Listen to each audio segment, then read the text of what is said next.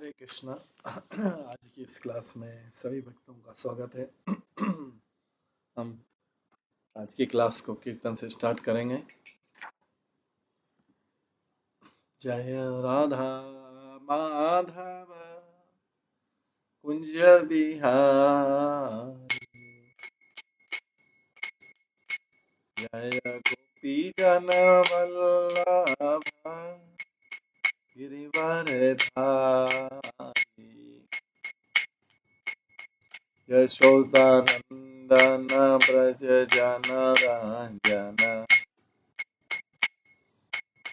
यमुना तीरा वनचारी, जय राधा माधव कुंज बिहारी। हरे कृष्णा कृष्णा कृष्णा हरे हरे, हरे राम राम राम हरे हरे। हरे कृष्णा कृष्णा कृष्णा हरे हरे, हरे राम राम हरे हरे। हरे कृष्णा कृष्णा कृष्णा हरे हरे, हरे राम राम राम हरे हरे। हरे कृष्णा कृष्णा कृष्णा हरे हरे, हरे राम राम राम हरे हरे।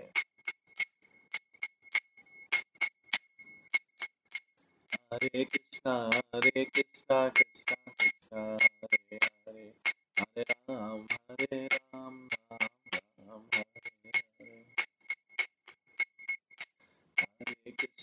हरे कृष्णा कृष्णा कृष्णा हरे हरे, हरे राम राम हरे हरे।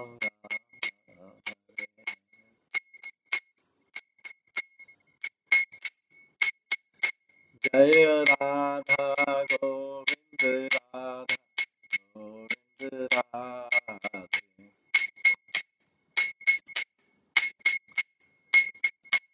जय राधा माधव राधा माधव राधे, जय गौरनिताय जय गौरनिताय, गौरनिताय जय गौरनिताय, जय जय प्रभुपाद प्रभुपाद प्रभुपाद, जय जय प्रभु। जय गौर हरि बोल हरि बोल हरि बोल, जय गौर हरि। श्री श्री राधा गोविंद देव की जय।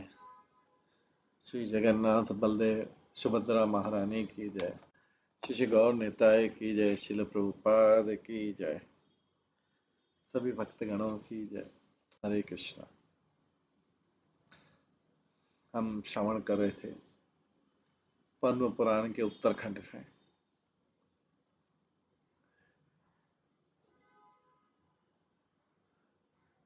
आज हम उसी के आगे श्रवण करेंगे। जरासंध का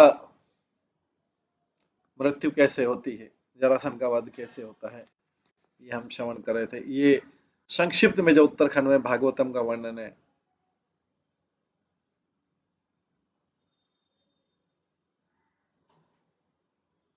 हम श्रवण किया था किस प्रकार से दंड पानी को वध कर दिया और पूरी काशी नगर का जला दिया गया था, और उसके बाद सुदर्शन चक्र भगवान के हाथ में आ गया था। हमने श्रवण किया था। आज उसके आगे श्रवण करते हैं। कृष्ण एक बार जरासन का वध करने के लिए कृष्ण, बलराम, कृष्ण, भीम और अर्जुन जो है उन्होंने ब्राह्मण के रूप में वेश बनाया और जरासन को देखने गए थे। इस प्रकार भीम और जरासन जो है 25 दिनों तक युद्ध किया उन्होंने, और फाइनली कृष्ण ने भीम को इशारा किया तो भीम ने जरासन की बाधी शरीर को दो भागों में बांट दिया। महाराज युधिष्ठिर ने फिर राजसूय यज्ञ किया, क्योंकि जरासंध एक शक्तिशाली राजा था उसके उस समय। शिशुपाल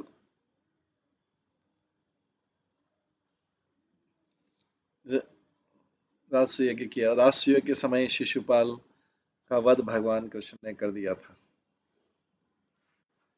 राज्यसभा में शिशुपाल कुछ गलत शब्द अपशब्द उपयोग कर रहा था भगवान के लिए। 99 अपशब्द सुनने के बाद जब दंतवक्र ने सुना कि उनके ब्रदर का सिर काट दिया गया है कृष्ण के द्वारा सुदर्शन चक्र से, वो मथुरा आए कृष्ण से फाइट करने के लिए।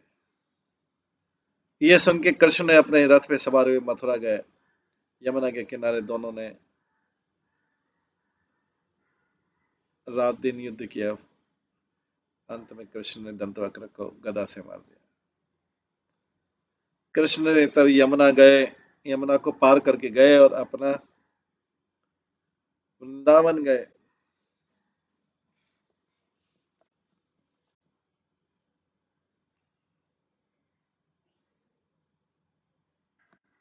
और अपने माता पिता को और गोपियों को कंसोल की, आश्वासन दिया। गोपियों के साथ फिर से अपनी लीलाएं की। कुछ महीनों वो वृंदावन में रहे।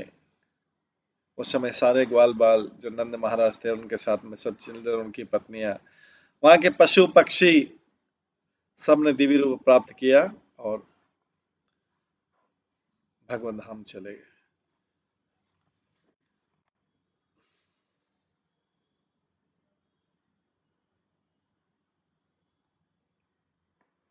कृष्ण भी द्वारका आ गए और उसके बाद सुदामा विप्र जो है कृष्ण से मिलने आए। सुदामा ब्राह्मण थोड़ा उनके साथ में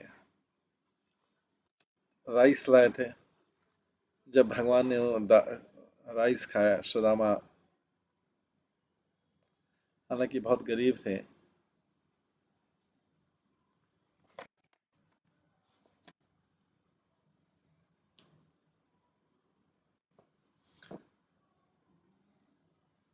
और इमीडिएटली उसके सुनने के बाद में वो सारा उनको धन प्राप्त हो गया भगवान की सेवा करके। जब द्वारका को छोड़ रहे थे सुदामा ने सोचा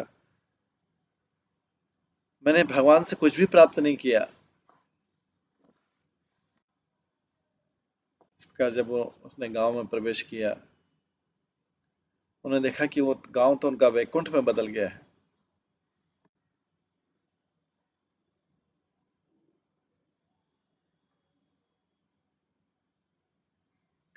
इस बीच में दुर्योधन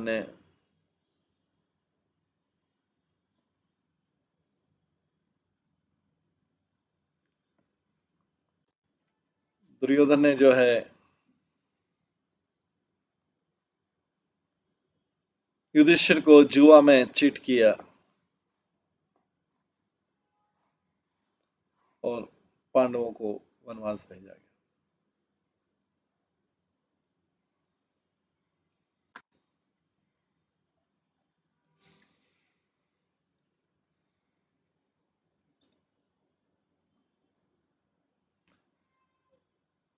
12 साल वनवास में रहने के बाद में और 1 साल अज्ञातवास में रहने के बाद में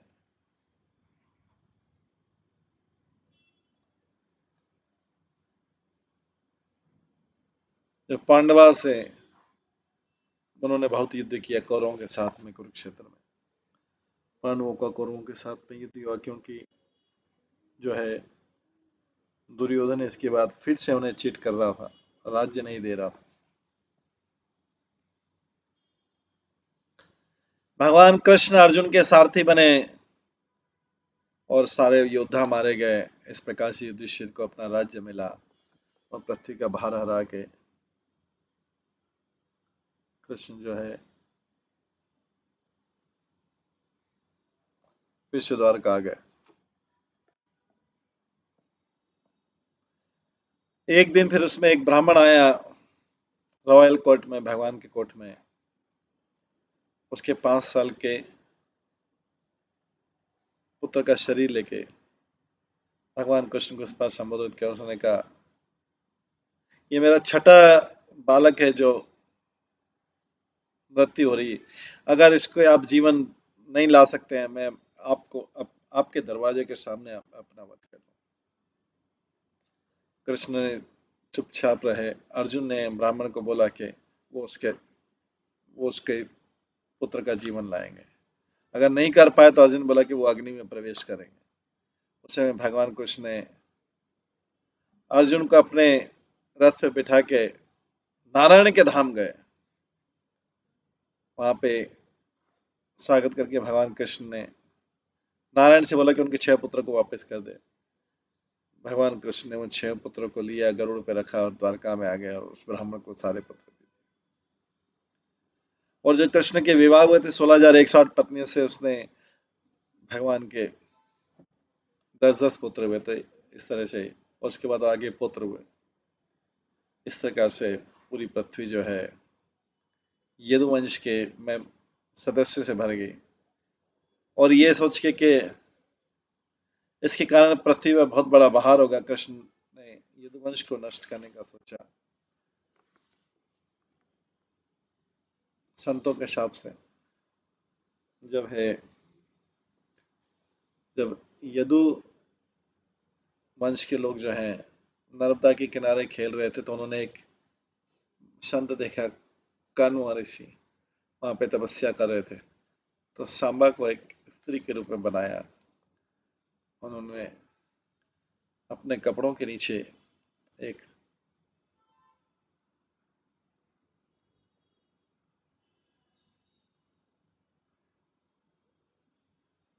लोहे का मुसल जो है छुपाया, जिससे वो सांबा गर्भवती लगे। संत के पास जाके उन्होंने कहा, हमको बताइए इसका बाप बेटा हुआ है बेटी हुआ। अपने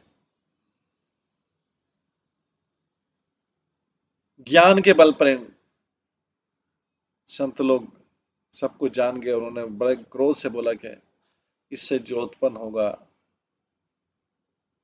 उससे तुम्हारा पूरा यदुवंश नष्ट हो जाएगा। इन लड़कों ने जब इशारा शैतानी तो कर ली, लेकिन अपने जाके उग्रसेन को बताया। उग्रसेन ने जाके उग्रसेन कृष्ण की सलाह से उन्होंने पूरा पाउडर बना दिया उसको और समुद्र में फेंक दिया। और एक छोटा सा टुकड़ा बचा था, उसको उसको भी समुद्र में फेंक दिया। इससे जो समुद्र से उससे मिलकर जो घास बना, वो इतना वज्र के समान कठोर। जो हिस्सा उसको पाउडर नहीं बन सका, उसको एक मछली ने निगल लिया। जब मछली जो है पकड़ी गई तो फिशरमैन ने उसको काटा। उससे जो आयरन निकला, उससे वो धनुष का अपना जो तीर था, तीर के आगे लगा लिया उसको। एक बार सारे यादव यदुवंशी लोग आए। उन्होंने इंद्र के द्वारा भेजे गए एक विशेष सुरा का पान किया और आपस में एक दूसरे से लड़े। सब नष्ट हो गए। इस प्रकार फाइटिंग करते करते कृष्ण एक बनियान के वृक्ष के नीचे, बनियान के बरगद के पेड़ के नीचे बसे। ये सब उनकी इच्छा से हो रहा था। कृष्ण ने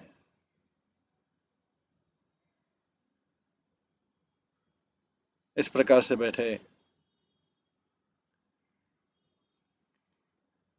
कि उनका जो पद्म है, कमल का फूल है, वो उन पे उनके घुटनों पे निवास कर रहा। शिकारी आया, उस समय उसने भगवान कृष्ण की जब उन्होंने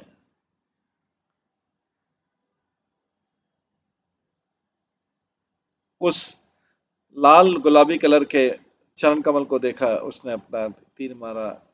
जब उसने आगे पहचाना, देखा कि कृष्ण थे जिनको मारा था। शिकारी आया, उसने अपने पापों के लिए क्षमा मांगी। भगवान कृष्ण ने उसको, शिकारी को बोला कि उसने कोई अपराध नहीं किया है, वो तो भगवान के धाम जाएगा। उस समय भगवान ने अपना ये मनुष्य जैसा शरीर त्याग दिया और परम धाम चले। इससे पहले कृष्ण ने ऑर्डर किया था दारूक को, अर्जुन को बुलाए।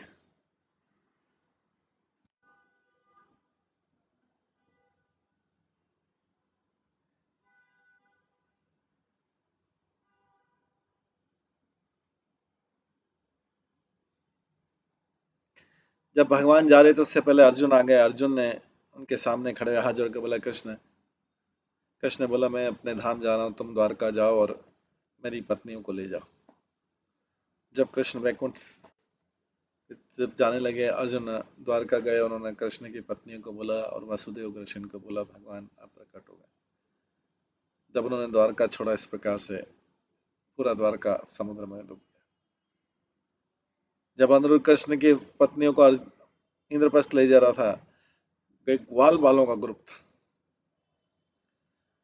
उन्होंने उनकी पत्नी को अपहरण कर लिया। पहले जो देवताओं और गंधर्वों की पत्नी थी, वो अष्टवक्र के ऊपर हंसी थी। उनका अद्भुत दृश्य देख के अष्टवक्र ने कहा था कि आप वैश्या बन जाओगी।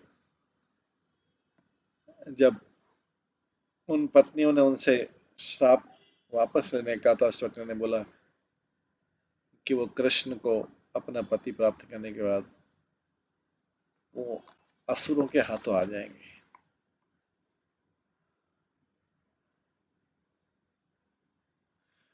युद्ध में अर्जुन बहुत दुखी हुआ, सोच रहा था कि अब तो मेरे भुजाओं का जो शक्ति वो भी चला गया भगवान के साथ में।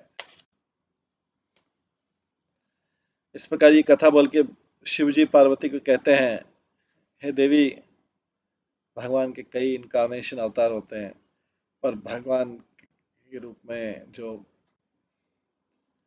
ये कृष्ण की लीला सबसे अद्भुत है। इसका सुनना वो शुभ है। मैंने तुमको संक्षिप्त में बोला है। जिस किसी ने भी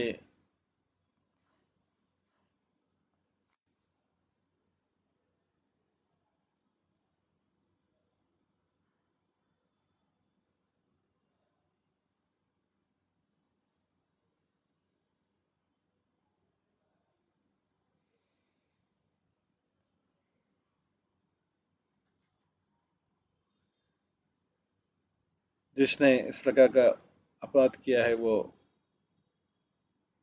जिसने अगर कोई भयंकर भी अपराध किया तो भी वो क्षमा हो जाएगा कृष्ण की लीलाओं सुनने से।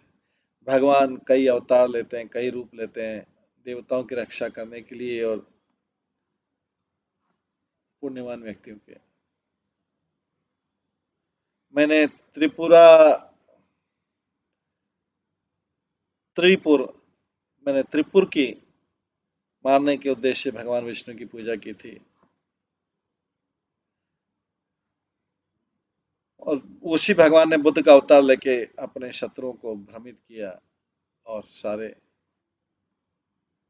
रिलीजियस प्रैक्टिस जो धर्म के साधना है उनको सबको त्याग दिया। भगवान विष्णु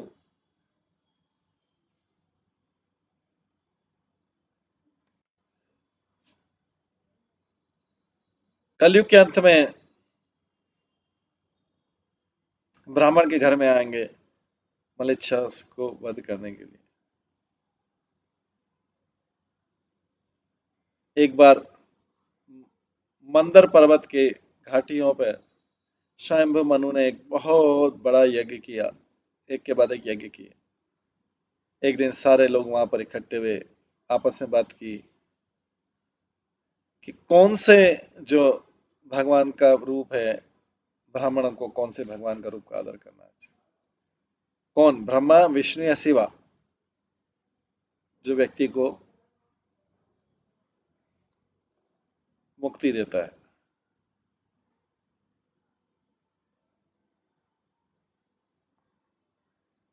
किसका प्रसाद स्वीकार करना चाहिए?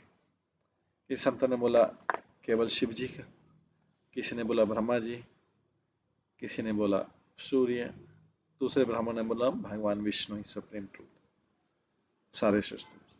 स्वामी मुनि ने कहा नेत्र कमल, जो लक्ष्मी के नेत्र कमल वाले स्वामी हैं, वही केवल भगवान है जिसको ब्राह्मणों की पूजा करनी चाहिए। सारे जो बाकी देवता लोग हैं रजोगुण और तमोगुण से मिक्स है, उनकी पूजा नहीं करनी चाहिए।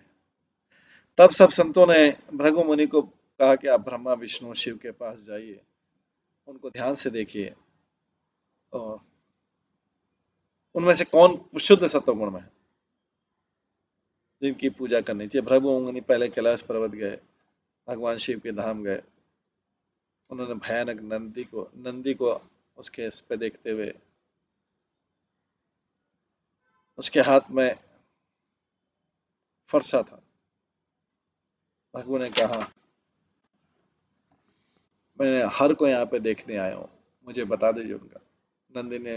नंदी ने जो उनका वाहन है, उसने बड़े कठोरता से बोला भगवान यहाँ पे नहीं है, वो पार्वती के साथ है, अगर तुम्हें जीवित रहना तो वापस चले जा। भृगु ने कई दिनों तक वहां पे रहे। फाइनली उन्होंने बोला कि भगवान शिव क्योंकि थोड़े गर्वित हो गए हैं, स्त्री के संग करते हैं, वो मेरी उपेक्षा कर रहे हैं,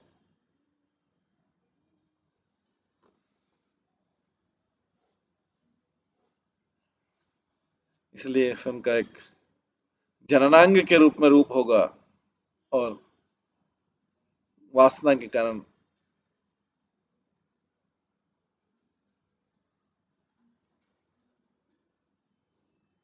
उन्होंने मेरी तरफ दृष्टि भी नहीं डाली। भगवान शिव के अब ब्राह्मण द्वारा पूजित नहीं होंगे, सारा भोजन पानी पुष्प जो भी उनको अर्पित किया जाएगा सब वेस्ट हो जाएगा। भृगु मुनि अगले दिन ब्रह्मलोक गए। भृगु ने रिस्पेक्टफुली ब्रह्मा जी को अप्रोच किया हाथ जोड़कर। बदले में भगवान ब्रह्मा जो है रजोगुण में थे, उनको कोई आदर नहीं किया, उनके सम्मान करने के लिए खड़े नहीं हुए, न उनने कोई बहुत अच्छे शब्द बोले। भृगु मुनि ने कहा क्योंकि आप जो है मुख्यतः रजोगुण में हैं और मुझे देख नहीं पा रहे हैं,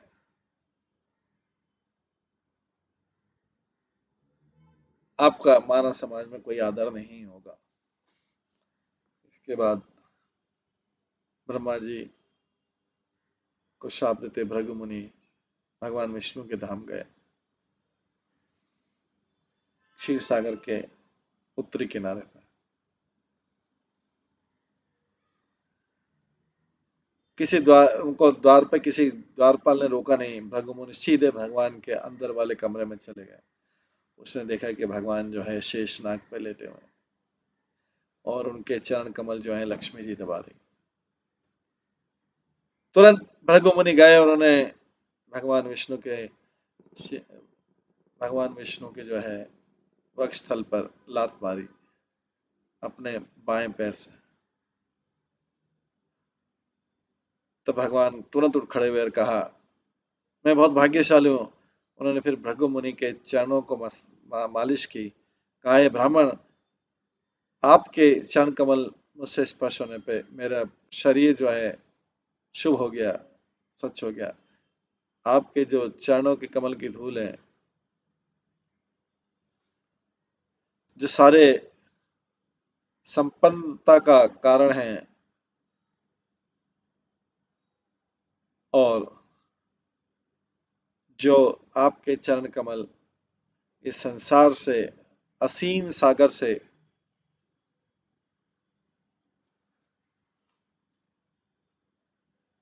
शुद्ध करने वाले हैं।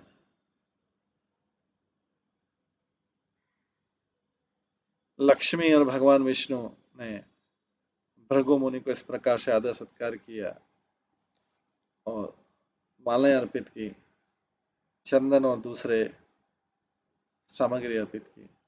भगवान ने तब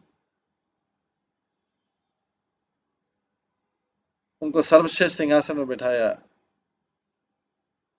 और उन्होंने देखा कि उनकी आंखें जो हैं आंसुओं से भरी हुई है। दोनों हाथ जोड़ के भृगु मुनि ने कहा, क्या धैर्य आपके पास, कितनी सहनशीलता है, कितनी करुणा है। मैं देखता हूँ कि यहाँ पे ये इस प्रकार की कोई भी चीज जो दूसरे देवताओं में उपस्थित नहीं। भगवान आप पूर्ण ब्रह्म है, आप ही केवल ब्राह्मणों के भगवान है। जो आपकी पूजा करता है, आपको छोड़कर दूसरों की पूजा करता है, वो अशुभ ब्रह्म, रुद्र और दूसरे जो हैं उनमें रजो और तमोगुण है, पूजा करने योग्य नहीं। केवल आप ही शुद्ध सत्वगुण में है। जो आपके द्वारा भोजन भोग लगाया गया उसको खाना चाहिए, और जो दूसरों के द्वारा है उसको नहीं खाना चाहिए।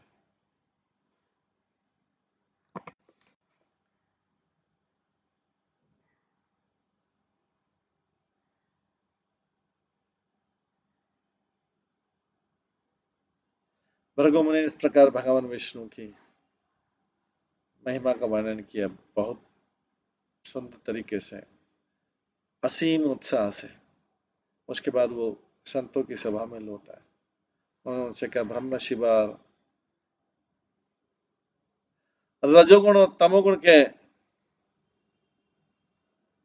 स्वामी हैं। वास्तव में मैंने उनको श्राप दिया है, उनकी पूजा नहीं, वो पूजा पाने योग्य नहीं है। भगवान विष्णु केवल पूर्ण शुद्ध शुद्ध सत्वगुण में है, वही सुप्रीम ब्राह्मण है। और जो पापी व्यक्ति भी हैं वो मुक्ति पा जाते हैं केवल भगवान कृष्ण की याद करने से। आपके सारे जो संशय दूर हो जाएंगे। हे ब्राह्मण,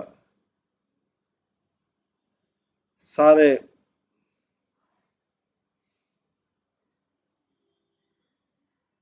देवताओं को छोड़कर ध्यान पूर्वक भगवान की सेवा करो जब तक आप जीवित हैं। केवल भगवान विष्णु। तो संत लोग ने अपने प्रणाम किया भृगु मुनि को, कहा, आपने हमारे सारे संशय दूर कर दिए। उसके बाद भगवान जो ब्राह्मण थे भगवान विष्णु की पूरी तरह एकाग्र भाव से भगवान विष्णु की पूरी तरह पूजा करने लगे। इस तरह से ये उत्तरखंड खत्म होता है। अब जो है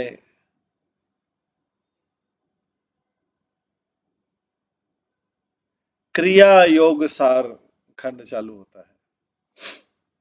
श्री व्यासदेव जी जब ब्रह्मांड की रचना का वर्णन कर रहे थे, उन्होंने कहा, ये स्थान जो है भारतवर्ष कहलाता है, ये पवित्र है, इसमें अच्छा और बुरा कर्मफल मिलता है।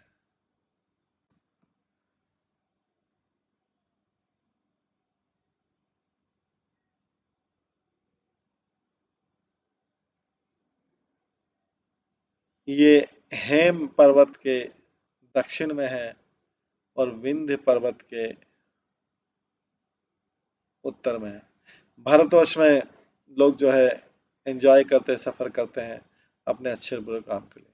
जो भारतवर्ष में जन्म लिया है, कर्म की भूमि में आया है और यहाँ पे पुण्य कर्म करता है और अच्छा जीवन जीता है।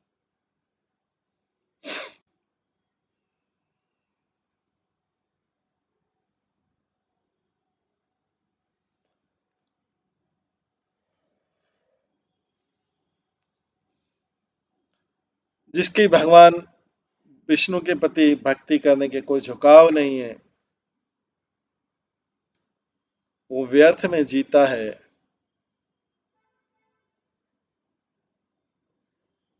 भगवान विष्णु की दृढ़ भक्ति से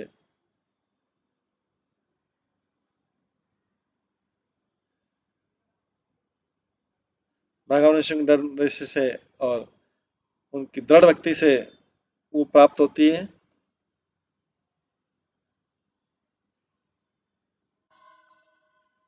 जो करोड़ों जन्मों की अच्छे कार्यों से वो स्थान जहां पर कोई भगवान विष्णु को कोई डिवोटी नहीं रहता है, उसको त्याग देना चाहिए।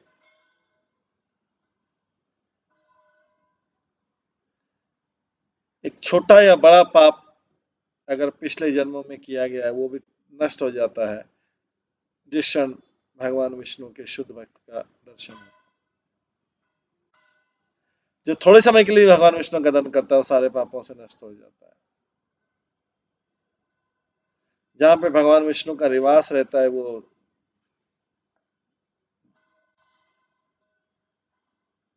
ही वास्तविक वास्तव में पवित्र स्थान।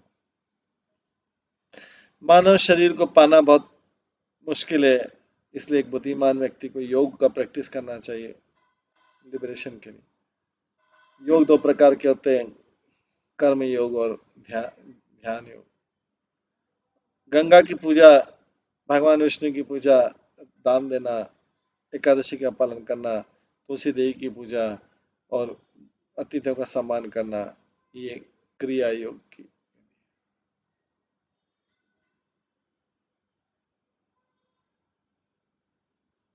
बिना क्रिया योग के ध्यान योग अकेला केवल सफलता नहीं दे सकता। श्री व्यासदेव ने एक कथा सुनाई। बहुत समय पहले एक बहुत शक्तिशाली राजा था जिसका नाम था मनोभद्र। सोमवंश में, चंद्रवंश में जन्म हुआ था। उसकी रानी का नाम था हेमप्रभा, बहुत लॉयल वाइफ थी। उस राजा ने पूरी पृथ्वी पर शासन किया। एक बार मनोभद्र जो है अपने मंत्रियों के साथ बैठा था, कहा मेरे सारे शत्रु मारे गए हैं और जिसके कारण मैंने पूरी पृथ्वी पर शासन किया, मैंने अपने परिवार को देखभाल की और कई यज्ञ किए, पर मेरी जो शक्ति है अभी ओल्ड एज के कारण चली गई।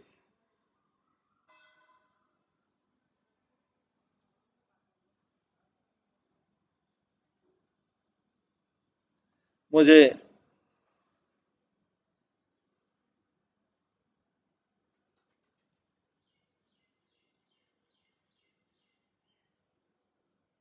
मेरी स्थिति का पालन करने के लिए अभी मैं शक्तिशाली नहीं हूँ अब, इसलिए मैं अपने राज्य को मेरे पुत्रों में डिवाइड कर दूंगा, अगर आप सब एग्री हैं। तो सारे मिनिस्टर्स ने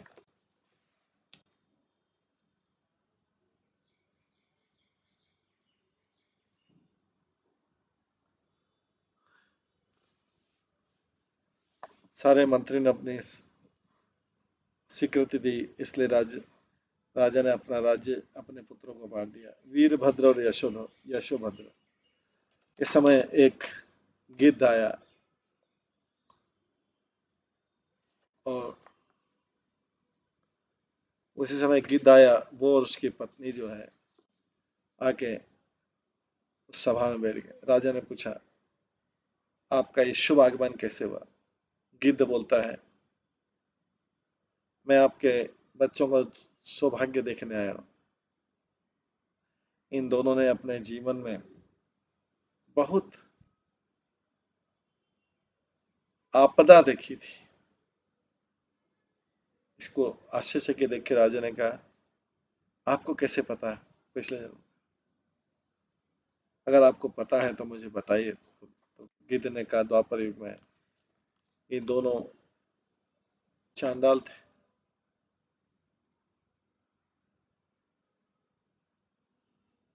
सत्य घोष के पुत्र थे। इनके नाम थे गर और संगर। ये घर पे ही मृत्यु हुई और उन्हें यमदूत ने यमराज के धाम में ले गए। यमराज ने पूछा चित्रगुप्त, इनका अकाउंट बताओ। चित्रगुप्त ने बोला, ये बहुत महान व्यक्ति हैं, उन्होंने कई अच्छे संकल्प किए हैं, इनका केवल दोष यही है कि इन्होंने ब्राह्मणों को कभी दान नहीं दिया, इस कारण से ये लोग यहाँ पर आए हैं। यमदूतों ने उनको नरक में फेंक दिया। ये देने का उसी दिन मुझे यमदूतों ने मुझे और मेरी पत्नी को अपने स्वामी के पास ले गए।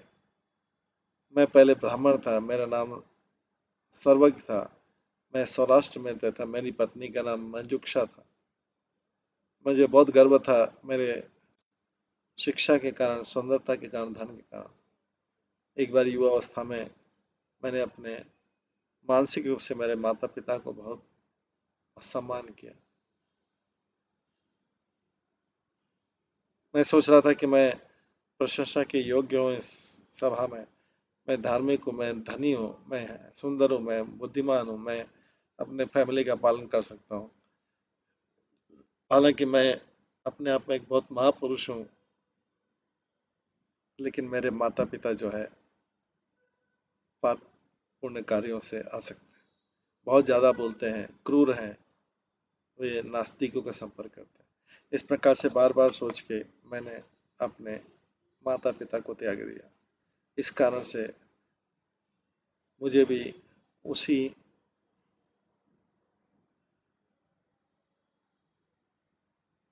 उसी नरक में मुझे भी डाल दिया गया। है राजा, मैं और मेरी पत्नी ने उसमें बहुत कष्ट पाया, करोड़ों करोड़ों युग तक।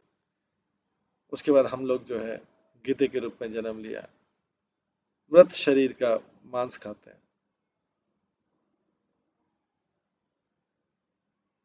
और तुम्हारे दोनों पुत्र हैं जो कष्ट नरक में कष्ट पाए थे, ये इनको एक कीड़े के रूप में जन्म लिया,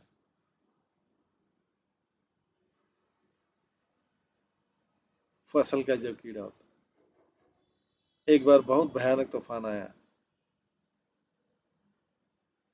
और हवा से ये दोनों कीड़े जो है आकाश में उड़ गए और जाके गंगा नदी में किनारे गए। उनका तुरंत मृत्यु होगा और वो वहां से अपने पुराने पाप कर्मों से मुक्त होगा। अगले जन्म में स्वर्ग में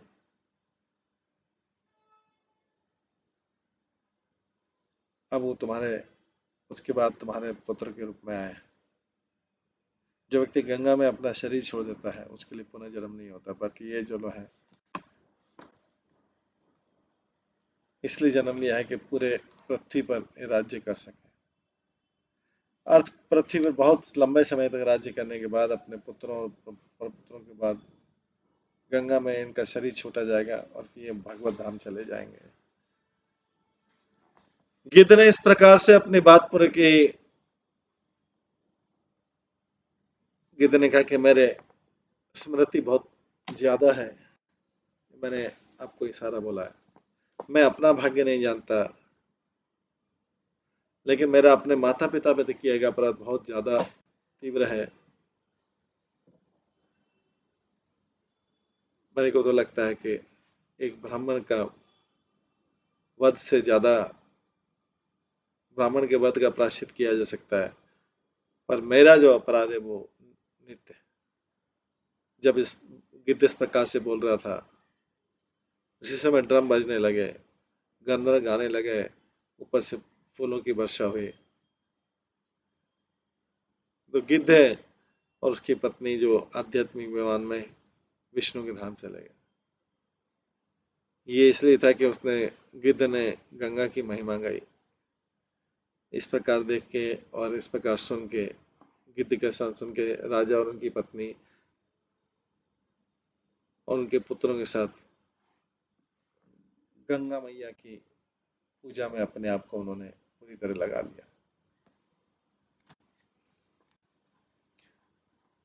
एक बार एक धनी व्यक्ति था और धार्मिक व्यक्ति था, वैश्य था, जिसका नाम था प्रनिधि। उसकी वाइफ थी पद्मावती, बहुत सती थी, लॉयल थी और सुंदर थी। एक दिन प्रतिनिधि ने एक दिन प्रतिनिधि ने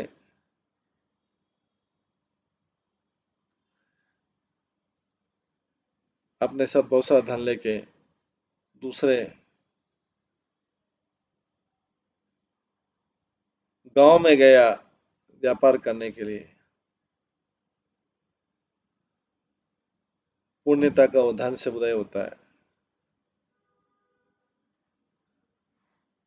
बिना धन के क्या होता है? मित्र भी चले जाते हैं उस व्यक्ति के पास से जो बिना धन के है।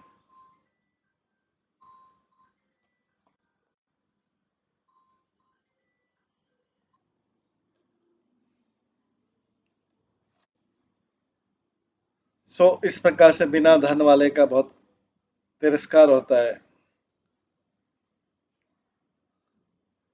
जिस व्यक्ति का जो व्यक्ति बिना धन का है, हालांकि जीवित है, वो मृत के समान है। और जिसका मन धार्मिक क्रियाओं से हट जाता है, धन से हट जाता है, ज्ञान से, वो उसको बहुत बड़ा मूर्ख समझना चाहिए। पुण्य धार्मिक चीजों का हमेशा साथ प्रैक्टिस करना चाहिए, धन को कमाना चाहिए, ज्ञान को प्राप्त करना चाहिए। और वेल्थ और नॉलेज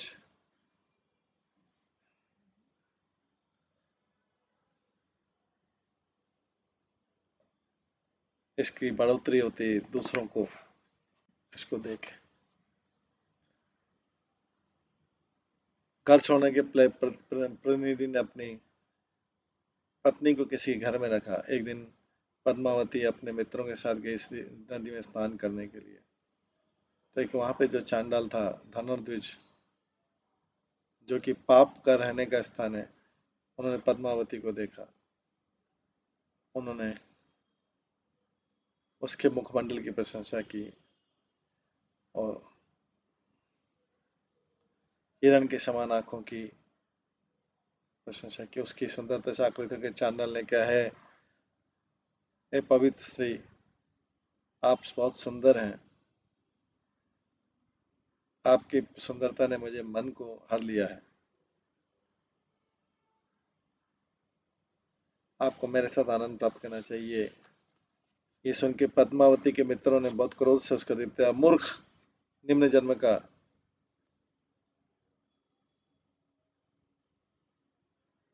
क्या आपको स्त्रियां जो है लात मारना भी पसंद नहीं करेंगे। ये सब सती स्त्रियां हैं जो अपना कल्याण चाहते हैं। वासना से दूसरी स्त्री को नहीं देखना चाहिए। जो लोग मूर्ख हैं और रजोगुण से प्रभावित हैं, वो पागल हो जाते हैं दूसरे की पत्नी की सुंदरता को देख के और दूसरे के धन को देख के। पापी व्यक्ति, चले जाओ, धनुध्वज ने कहा। ये आप जाति पाति को छोड़िए, आपने मुझे असम्मान दिया क्योंकि मैं चांडाल हूं। कौन व्यक्ति जो है खराब से खराब स्थान से भी स्वर्ण को और स्वर्ण के गहने को नहीं उठा लेता।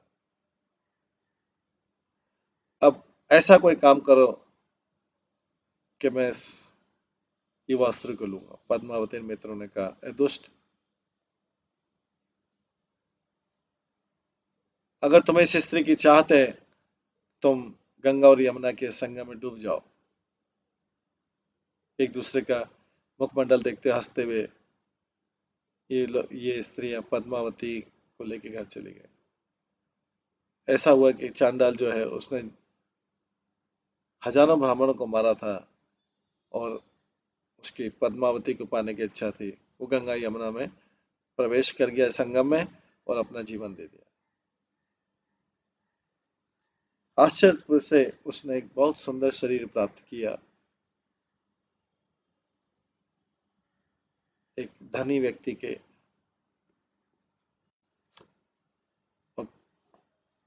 प्रतिनिधि के समान।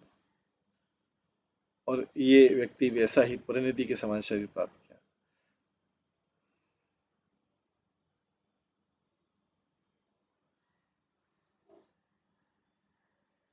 जैसे प्रतिनिधि ने अपना बिजनेस खत्म किया, जब बाहर गया था वापस आया, उसी समय जो वो चांडाल भी आ गया उसके घर में। दो व्यक्ति एक साथ देख के एक जैसी एज, एक जैसा रूप और एक जैसे गुण देख के पद्मावती ने सोचा मेरा पति कौन है। वो भ्रमित हो गई, आश्चर्यचकित हो गई। दो पति देख के पद्मावती ने कृष्ण की शरण ली, उन्होंने सुंदर प्रार्थना की और इस चीज से समाप्त की कि भगवान, गोपियों के भगवान, मैं हमेशा से घूम रही हूँ जन्म मृत्यु से इस ब्रह्मांड में, जिसमें अज्ञानता भी है और ज्ञान भी है। ब्रह्मा और दूसरे देवता भी आपकी माया को समझ नहीं सकते, तो मेरा क्या, मेरे बारे में क्या बोलना, मुझे मुझे से भ्रम हटा दे जो मेरे सामने है। भगवान अपने भक्तों पर प्रसन्न होकर भगवान विष्णु ने वहां पे तुरंत हुए और भगवान के चरण कमलों को पकड़ के पद्मावती ने कहा, मुझे भ्रम हटा दीजिए मेरे हस्बैंड के बारे में, मैं अज्ञानी हूँ।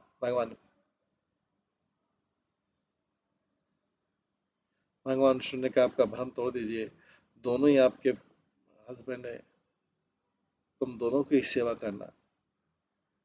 प्रतिनिधि भी, प्रतिनिधि है, अब दो हो गए हैं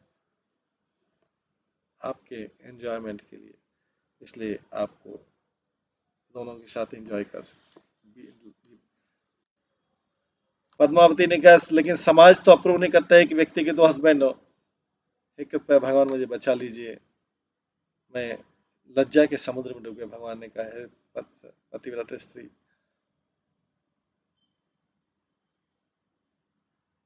आप इस जगत में रहने से डरती है अप्रसिद्धता से, मैं अपने दोनों पति के साथ मेरे धाम में आ जा। उसी समय एक विमान आया ऊपर से और पद्मावती और उसने दो हस्बैंड बैठ के बैकुंठ चले गए। और जब वो जा रहे थे,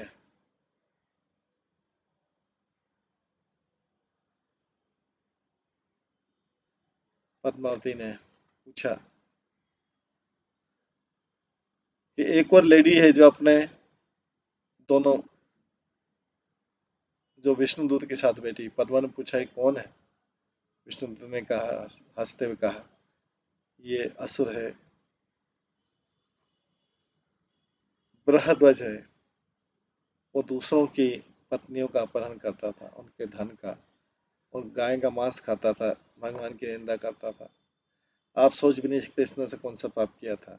काम वासना से आके ये जो रथ पे सवार होके जाता था, जहां पे भी कोई सुंदर स्त्री दिखती थी उसको गले लगाता था। एक दिन इसने भीमकेश की पत्नी को देखा जो गार्डन में थी, उसके पास गया और उनसे परिचय पूछा। उसने बोला, मैं केशिनी हूँ, मैं मैथुन ज्ञान के बारे में बहुत जानती हूँ और मैं राजा भीष्म की पत्नी हूँ। दुर्भाग्य से राजा मुझे बहुत कम ध्यान देता है, हालांकि मैं इंद्रिय तृप्ति में बहुत लाभ लेती, इस कारण से मैं दुखी हूँ। मैं इस स्थान पर निवास करती हूँ और मुझे अपने पति का विरह होता है। आप कौन है? ब्रह्मदेव ने कहा, मैं असुर हूँ, मैं आपको आप गले लगाने आया हूँ। आपके मूर्ख पति को त्याग दीजिए जो आप में दोष निकालता है, मैं आपको आती आनंद दूंगा। इस पर केशिनी ने उसके गले लगाया और रजोगुण में दोनों थे। इसके बाद असुर उनको रथ में बिठा के ले गया और आकाश में गया। जब वो आकाश में जा रहा था, उसने बोला, अपनी पत्नी को बोला कि ये गंगा यहाँ से बहती है। विष्णु ने बोला, इस सवारी के कारण जो स्त्री थी वो भय से मृत्यु हो गई। इसको देख के उस असुर ने शोक किया और अपना जीवन इस गंगा में स्नान करके खत्म कर दिया। भगवान विष्णु की कृपा से अब वो, हम उनको भी वैकुंठ ले जा रहे हैं क्योंकि उसने गंगा में स्नान कर लिया।